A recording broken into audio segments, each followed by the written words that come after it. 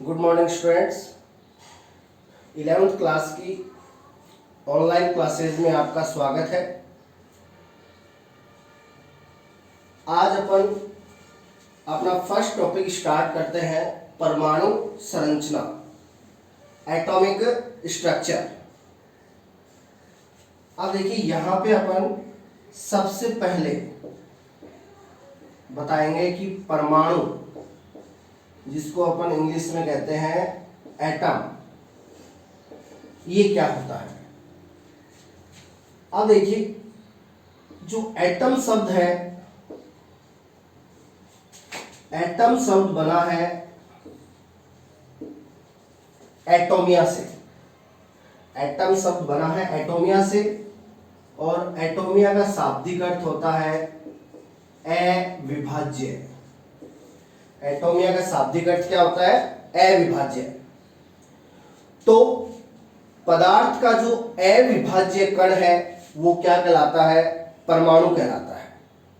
यानी पदार्थ की वह छोटी से छोटी इकाई या पदार्थ का वह छोटे से छोटा कण जिसे और अधिक विभाजित नहीं किया जा सकता, उसे क्या कहा जाता है? परमाणु कहा जाता है। अब देखिए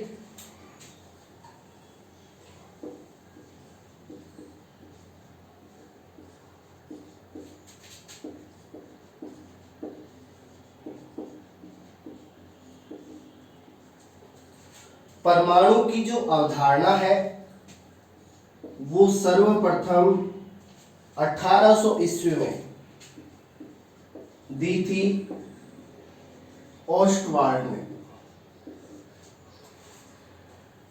परमाणु की अवधारणा सबसे पहले 1800 ईस्वी में किसने दी थी? ओस्टवाल्ड ने दी थी। और जो परमाणुवाद का सिद्धांत है,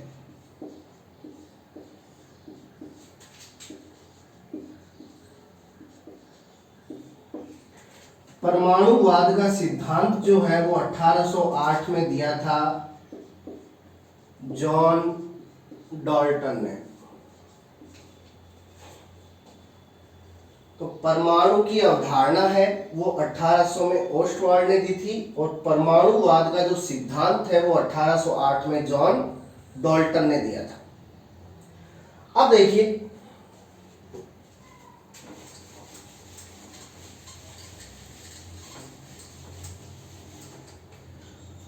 नॉर्मली अपन जो परमाणु है एटम, उसको इस टाइप से शो करते हैं। इस टाइप से अपन परमाणु को नॉर्मली शो करते हैं। अब देखिए परमाणु में जो बीचों बीच का भाग है, परमाणु में बीचों बीच का भाग है वो कहलाता है केंद्रक। यानी कि नाभिक जो अपनी बॉडी का जो केंद्र है, सेंटर है, वो होती है नाभि।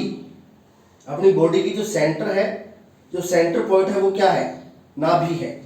उसी प्रकार जो परमाणु का जो बीचों बीच का सेंटर है, केंद्र बिंदु है, वो क्या कहलाता है? नाभिक कहलाता है। और नाभिक है उसको इंग्लिश में कहते हैं न्यूक्लियस। नाभिक को इंग्लिश में क्या कहते हैं? न्यूक्लियस कहते हैं।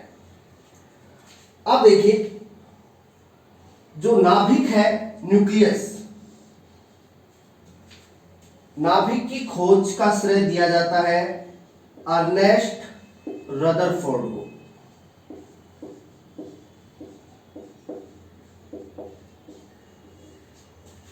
नाभिक की खोज का श्रेय किसको दिया जाता है? अर्नेस्ट रदरफोर्ड को दिया जाता है।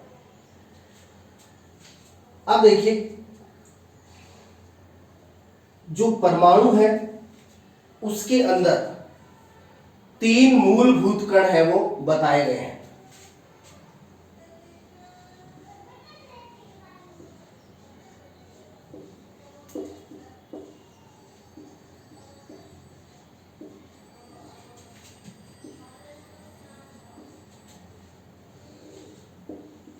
तो परमाणु के मूलभूत कण है वो 3 बताए गए हैं। प्रोटॉन,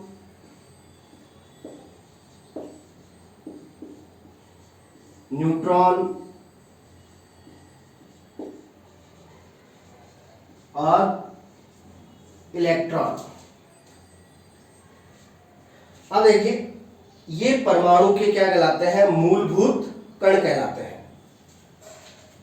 अब प्रोटॉन है, उसको शो किया जाता है P+ से, यानी प्रोटॉन है उस पे आवेश क्या होता है? पॉजिटिव। और प्रोटॉन की स्पेलिंग स्टार्ट होती है P से, तो प्रोटॉन को P+ से शो किया जाता है। न्यूट्रॉन है, वो एक उदासीन कण होता है, यानी ना तो उस पे पॉजिटिव चार्ज होता है और ना ही नेगेटिव चार्ज होता है। तो न्यूट्रॉन है, उसको N0 से शो किया जाता है। न्यूट्रॉन की स्पेलिंग के लिए स्मॉल n, और उस पर कोई भी चार्ज नहीं होता, उसके लिए 0। इलेक्ट्रॉन है, इलेक्ट्रॉन पे चार्ज होता है नेगेटिव। अब इलेक्ट्रॉन की स्पेलिंग E से स्टार्ट होती है, इसलिए E, और इस पे नेगेटिव चार्ज होता है, इसलिए इसको शो करते हैं E- से। तो ये परमाणु के 3 मूलभूत कण हैं। अब इनमें से देखिए, प्रोटॉन और न्यूट्रॉन, प्रोटॉन और न्यूट्रॉन ये दोनों पाए जाते हैं परमाणु के केंद्र बिंदु यानी नाभिक में। प्रोटॉन और न्यूट्रॉन है वो परमाणु के नाभिक में पाए जाते हैं। अब देखिए, नाभिक के अंदर अपन कौन सा चार्ज शो करते हैं? पॉजिटिव। अपन ने नाभिक को दर्शाया, तो अपन ने इसके अंदर देखिए प्लस का निशान शो किया है। तो नाभिक के अंदर जो प्लस का निशान शो करने का रीजन यही है कि इसके अंदर प्रोटॉन पाया जाता है, और प्रोटॉन पे चार्ज क्या होता है? पॉजिटिव। इसलिए नाभिक में क्या दर्शाया जाता है? पॉजिटिव चार्ज दर्शाया जाता है। नाभिक में दूसरा कण क्या होता है? न्यूट्रॉन होता है, और न्यूट्रॉन क्या होता है? उदासीन होता है। अब प्रोटॉन और न्यूट्रॉन ये दोनों किस में पाए जाते हैं? नाभिक में पाए जाते हैं। इसलिए प्रोटॉन और न्यूट्रॉन को संयुक्त रूप से न्यूक्लियॉन कहा जाता है।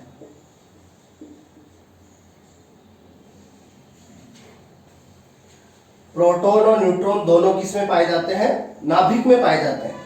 इसलिए इन दोनों को संयुक्त रूप से क्या कहा जाता है? न्यूक्लियॉन। इन दोनों को न्यूक्लियॉन कहने का रीजन क्या है? ये दोनों किस में पाए जाते हैं? नाभिक में। और नाभिक को इंग्लिश में क्या कहते हैं? न्यूक्लियस। तो न्यूक्लियस में ये दोनों कण पाए जाते हैं, इसलिए इनको संयुक्त रूप से कहते हैं न्यूक्लियॉन। अब आती है तीसरे मूलभूत कण की, जो कि क्या है? इलेक्ट्रॉन। और इलेक्ट्रॉन पे चार्ज होता है नेगेटिव। अब इलेक्ट्रॉन क्या करता है? नाभिक के चारों ओर, इलेक्ट्रॉन है वो परमाणु में नाभिक के चारों ओर, नाभिक के चारों ओर होते हैं ऊर्जा स्तर। नाभिक के चारों ओर क्या होते हैं? ऊर्जा स्तर होते हैं, जिनको कहा जाता है कोष। तो ये नाभिक के चारों ओर ऊर्जा स्तर है,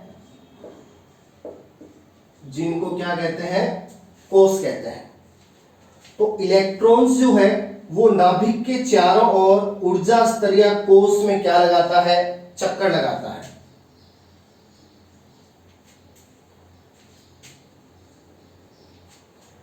तो ये परमाणु के 3 मूलभूत कण हो गए, प्रोटॉन, न्यूट्रॉन और इलेक्ट्रॉन। प्रोटॉन और न्यूट्रॉन पाए जाते हैं नाभिक में, इसलिए इनको कहते हैं न्यूक्लियॉन। और इलेक्ट्रॉन है वो नाभिक के चारों ओर ऊर्जा स्तर या कोष में क्या लगाता है? चक्कर लगाता है। अब देखिए,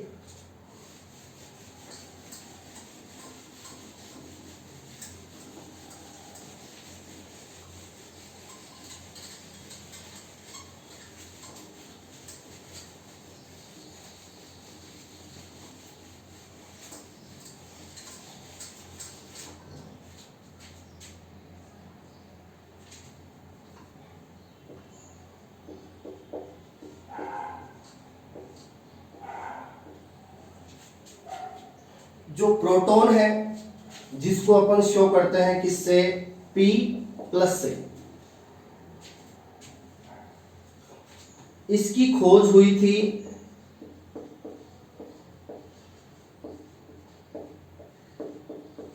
एनोड किरणों या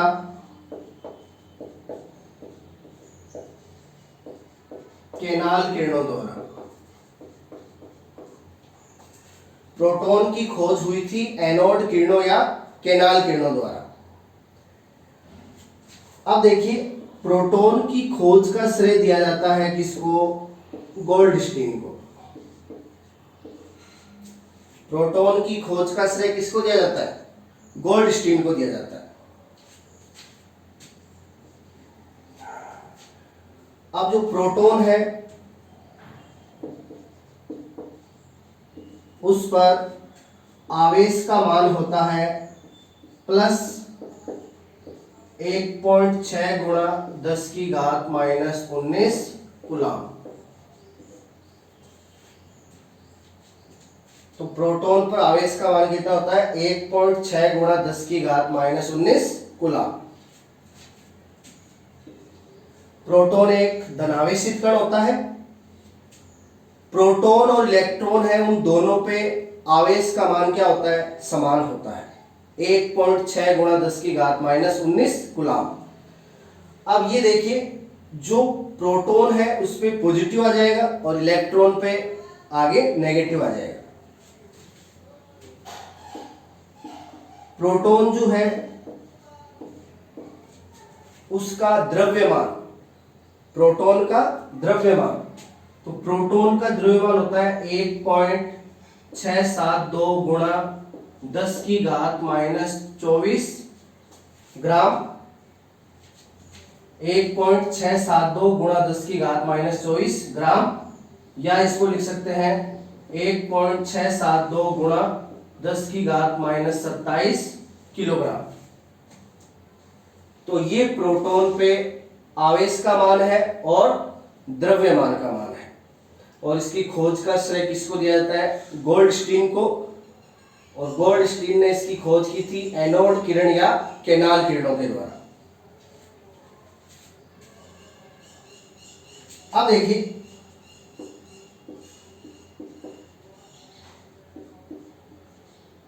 इलेक्ट्रॉन, इलेक्ट्रॉन है इसको दर्शाया जाता है E माइनस के द्वारा। इलेक्ट्रॉन को किससे दर्शाते हैं, E माइनस से, यानी ये एक ऋणावेशित कण होता है। अब देखिए इसकी जो खोज है वो हुई थी कैथोड किरणों के द्वारा।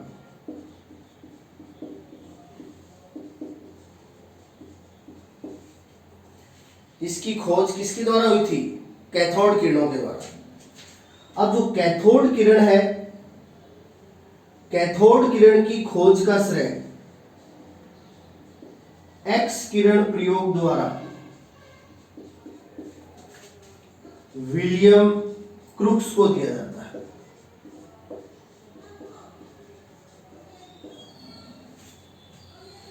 कैथोड किरणों की खोज का श्रेय एक्स किरण प्रयोग द्वारा किसने किया था, विलियम क्रूक्स ने किया था।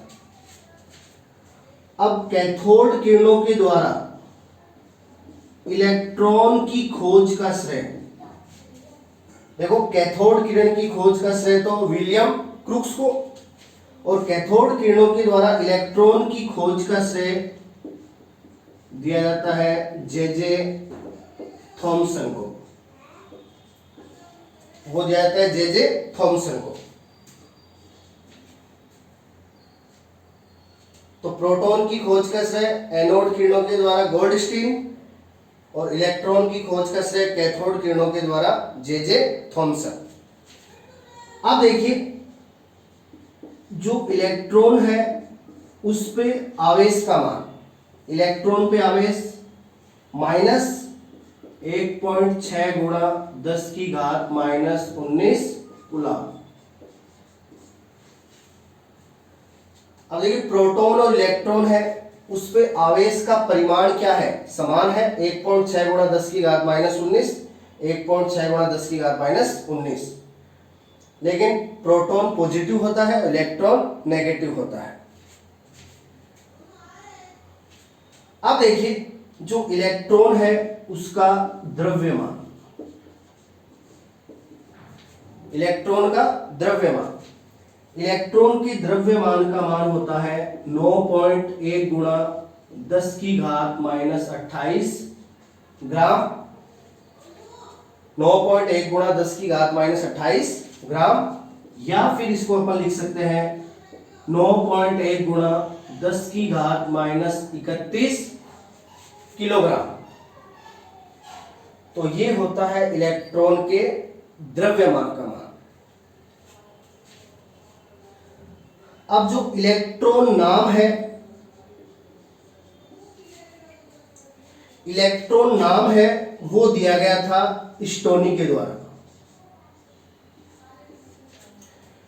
इलेक्ट्रॉन नाम किसके द्वारा दिया गया था? स्टोनी के द्वारा।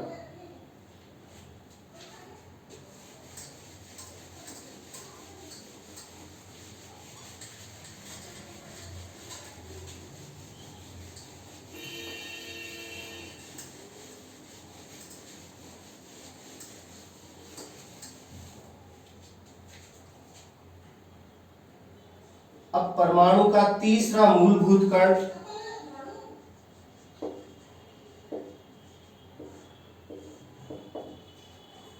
न्यूट्रॉन, इसको शो करते हैं स्मॉल n 0 से, क्योंकि ये एक उदासीन कण होता है। ये क्या होता है? उदासीन कण। अब ये उदासीन कण होता है, इसलिए इस पे आवेश का मान 0, और न्यूट्रॉन है, इसका जो द्रव्यमान है, न्यूट्रॉन का द्रव्यमान है वो परमाणु के मूलभूत कणों में, तीनों मूलभूत कणों में सबसे ज्यादा होता है। 1.674 गुणा 10 की घात माइनस 24 ग्राम, या फिर 1.674 गुणा 10 की घात माइनस 27 किलोग्राम। अब देखिए इलेक्ट्रॉन के द्रव्यमान में तो 10 की घात माइनस क्या थी? 28, और 10 की घात माइनस 31, तो इलेक्ट्रॉन का तो सबसे कम हो गया द्रव्यमान। अब जो प्रोटॉन था, प्रोटॉन और न्यूट्रॉन में जो 10 की घात है वो क्या है? सेम है, लेकिन आगे वाला मान देखिए, प्रोटॉन में ये था 1.672 और यहां है 1.674। तो परमाणु के मूलभूत कणों में द्रव्यमान सबसे ज्यादा किसका होता है? न्यूट्रॉन का होता है। तो ये न्यूट्रॉन जो है वो मूलभूत कणों में सबसे भारी होता है। ठीक है। अब देखिए न्यूट्रॉन की खोज, न्यूट्रॉन की खोज का श्रेय दिया जाता है जेम्स चैडविक को। न्यूट्रॉन की खोज का श्रेय किसको दिया जाता है? जेम्स चैडविक को दिया जाता है। अब जेम्स चैडविक है, उसने beryllium 49 and boron 511, James Chadwick ने बेरिलियम और बोरॉन के नाभिक पर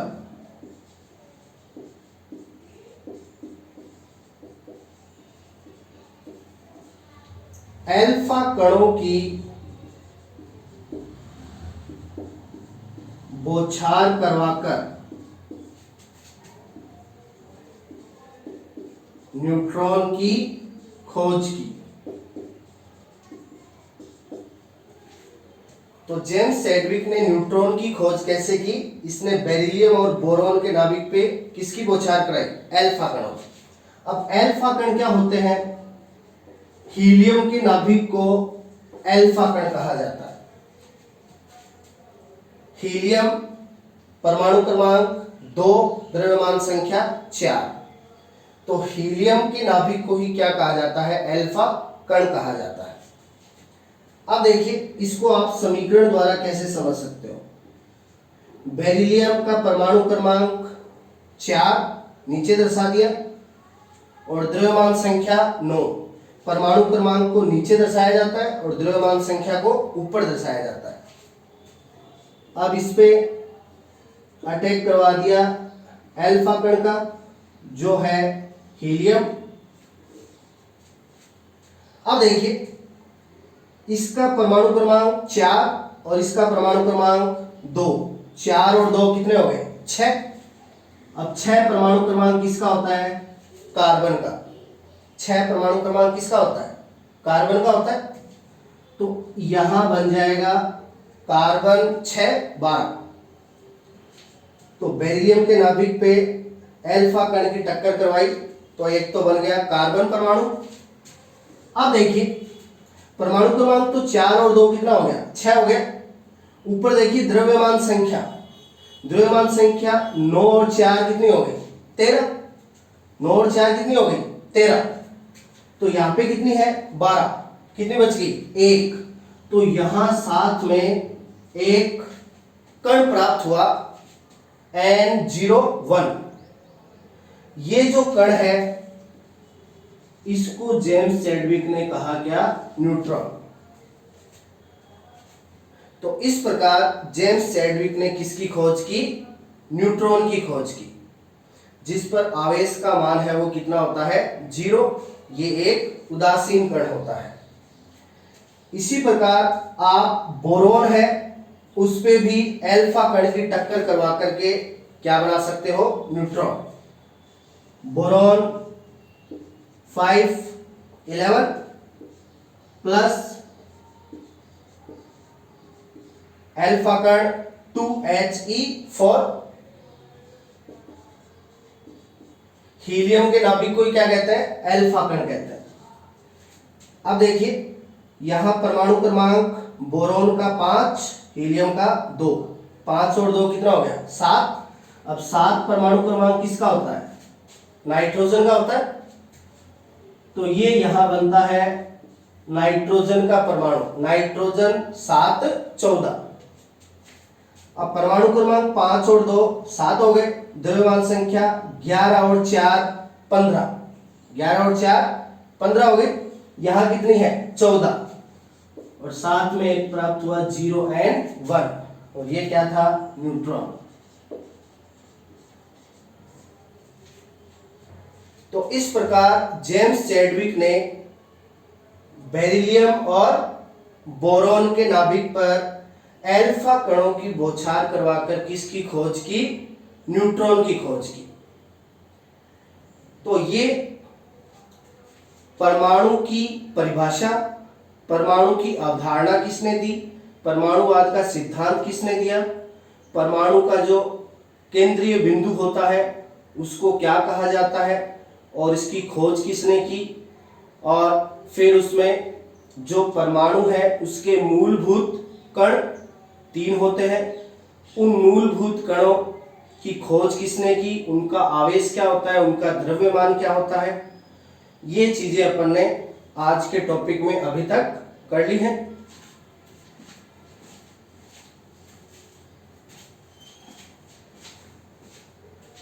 अब ये जो चीजें हैं यहां क्या है कि अपन जो 11th साइंस में इंटर कर रहे हैं तो यहां अपन एकदम 0 से स्टार्ट कर रहे हैं।